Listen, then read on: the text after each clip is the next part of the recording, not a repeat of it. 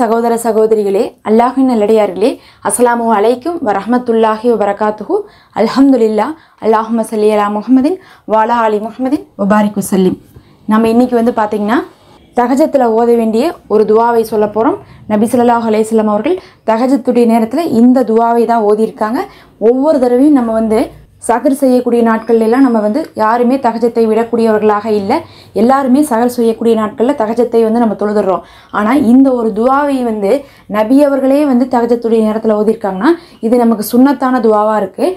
தஹஜத்துக்கு மற்ற எந்த ஒரு இபாதத்தும் திக்ர்களோ துவாக்களோ களிமாக்களோ பார்த்திங்கன்னா மிச்சது எல்லாமே நஃபிலான வணக்கங்கள் தான். ஆனால் இது பார்த்திங்கன்னா நமக்கு சுன்னத்தான வணக்கமாக இருக்குது. இந்த ஒரு துவா இதை ஓதினாவே அந்த தஹஜத்துக்கு போதுமான நிஹ்மத்துகளை நமக்கு பெற்றுத்தரும்.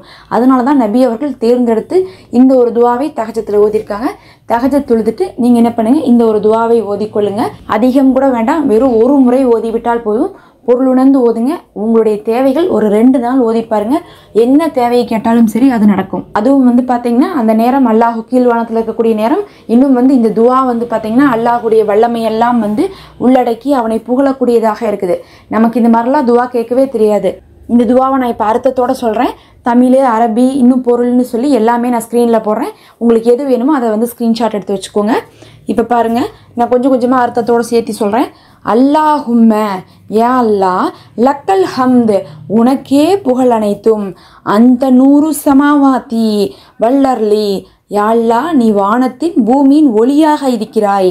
வமன் ஃபீஹின்ன இன்னும் அவை இரண்டுக்கும் நடுவிலும் ஒளியாக நீயே இருக்கிறாய்.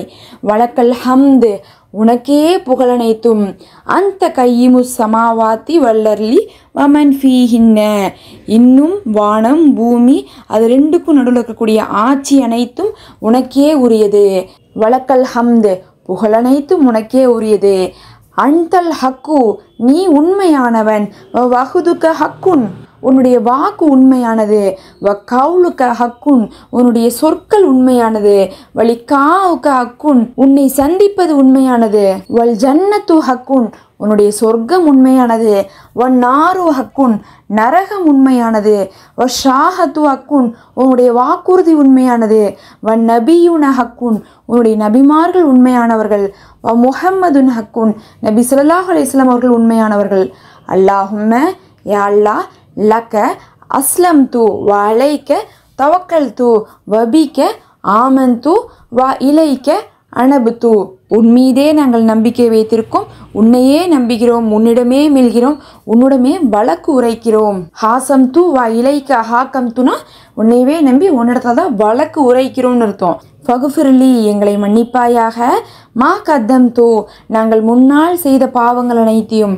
அமா அஹர் தூ நாங்கள் பின்னால் செய்த பாவங்கள் அனைத்தையும். அமா அஸ்ரர் தூ நாங்கள் பகிரங்கமாக செய்த பாவங்கள் அனைத்தையும். அமா அஹ்லன் தூ நாங்கள் அந்தரங்கமாக செய்த பாவங்கள் அனைத்தையும். அந்தல் முகத்திமு அந்தல் முஹிரு நீயே முற்படுத்தக்கூடியவன், நீயே பிற்படுத்தக்கூடியவன். லா இலாஹா இல்லா அந்த வணக்கத்துக்குரியவன் உன்னை தவிர வேறு யாரும் இல்லை. சுபஹானல்லாஹ். இதில் நல்லா பாருங்கள், அந்த துவாவை 3ஆக பிரிச்சிருக்காங்க. முதல் 2 வரி ஃபுல்லாக என்ன சொல்கிறோம், அல்லாஹ்வை வானத்துக்கும் பூமிக்கும் நீ தான் ஒளியாக இருக்கிற அப்படிங்கிறத சொல்கிறோம். அடுத்த 2 வரி என்ன சொல்கிறோன்னு பாருங்கள், அல்லாஹ் படைத்த அனைத்துக்கும் நம்ம சாட்சி சொல்கிறோம். நீ உண்மையானவன், உன்னுடைய தூதர் உண்மையானவர்கள், உன்னுடைய வேதம் உண்மையானது, வாக்கு உண்மையானது, சொற்கள் உண்மையானது, நடக்கிறதெல்லாம் உண்மையானதுன்னு சொல்லிட்டு நம்ம 2ஆவதாக சாட்சி சொல்லிகிட்டு இருக்கோம், எல்லாத்தையும் ஏற்றிக்கிறோம். கடைசியாக 3ஆவதாக பார்த்திங்கன்னா பாவ மன்னிப்பு கேட்குறோம். 3 விதமாக கேட்குறோம். அல்லாஹுவை புகழ்ந்து அவனிடத்துல ஈமான் கொண்டு அதுக்கப்புறம் துவா கேட்குறோம். இப்படிலாம் நமக்கு துவா கேட்க தெரியுதானா? இப்படிலாம் நமக்கு துவா கேட்க தெரியல. அதனால தான் நபி ஸல்லல்லாஹு அலைஹி வஸல்லம் அவர்கள் இந்த மாதிரி துவாக்களெல்லாம் நமக்கு கொடுத்துருக்காங்க.